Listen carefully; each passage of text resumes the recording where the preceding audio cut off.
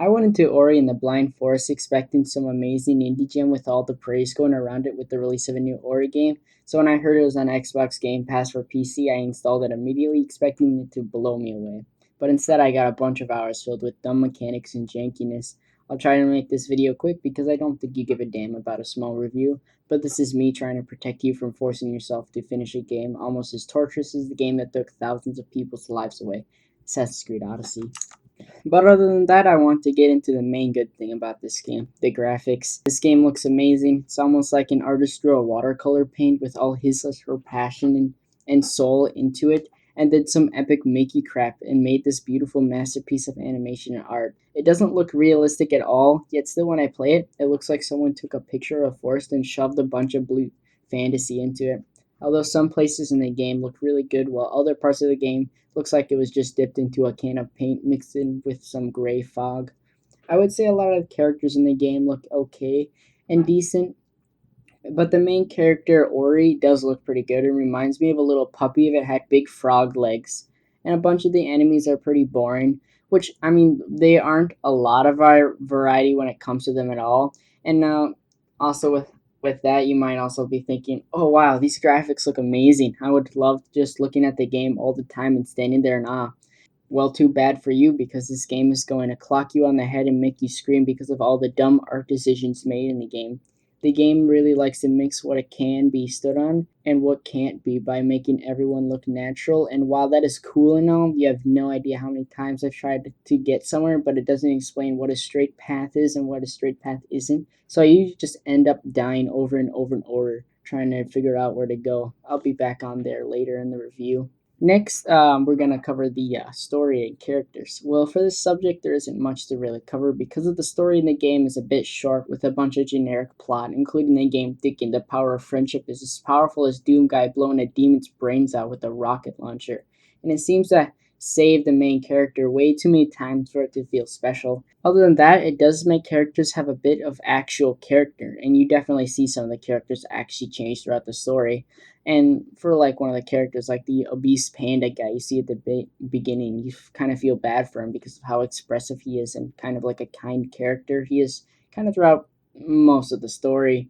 The only bad main character in the game is probably the villain because I feel like it was just slapped on there with predictable outcomes. Now on to the next topic, music and sound design. Now another thing that this game does really well is the music, which I think really work well with what it's going for and really adds to the atmosphere. But the only bad thing that this music does is it gets ruined quite a lot by replaying it over and over and over again in extremely intense events where you die more than the death count of World War II.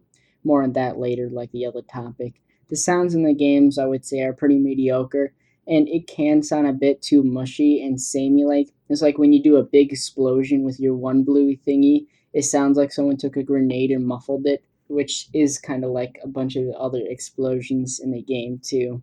And a lot of other the sounds in the game sounds like it was a 3 second clip of a shower going shh, and it's probably like the little blue darts that he shoots, and every time you shoot it, it sounds like you're taking a shower with the ambient noise in the background. I mean, they aren't terrible, but it does get a little annoying hearing all the sounds playing over and over and over again.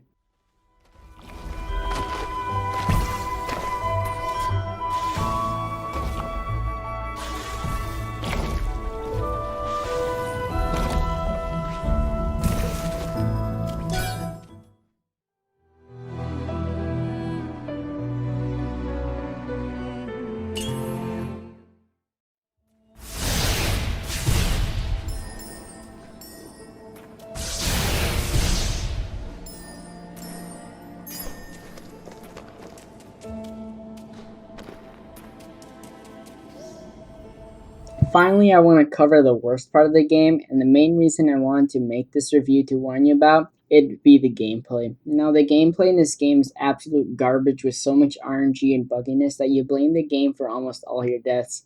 They don't explain a lot of the stuff in it, so you die a lot because of no warning that you can do something about it. You have to use small abilities to cheese the enemies and not die because some of the things work and some don't for whatever the reasons the devs thought. An example in this dumb little bug that shoots 3 arrows And it's so hard to predict that I'd rather rely on CSGO loot box for trust in that. And you eventually get an ability to shoot projectiles back at the enemies, which work for literally everyone, but for some reason you can't shoot it back at those things, resulting in you dying for no reason at all. If you want to actually have a chance in the game, it forces you to go for challenges and secrets that usually are supposed to be optional in regular games, but apparently scavenger hunting is something required to have a fair advantage. The main things that kill me are my extremely small health because I didn't explore around to get more, which is really dumb because it doesn't, which results in a bunch of small cheesy things like a little dumb bug hurting you and a little rock that is almost as hard to dodge as my penis after watching Pornhub for 3 hours without masturbating. And then when I finally did, because I could avoid all the small things, I have this extremely retarded thing that the devs thought was a good idea to add, which is literally a quick save system, but you have to pay with the energy that you could use to do good stuff. But because quick saving is your best option in the game, you don't even get a chance to use them. It's like they took a dumb mechanic from a stealth game and thought it'd be a good idea to put in here.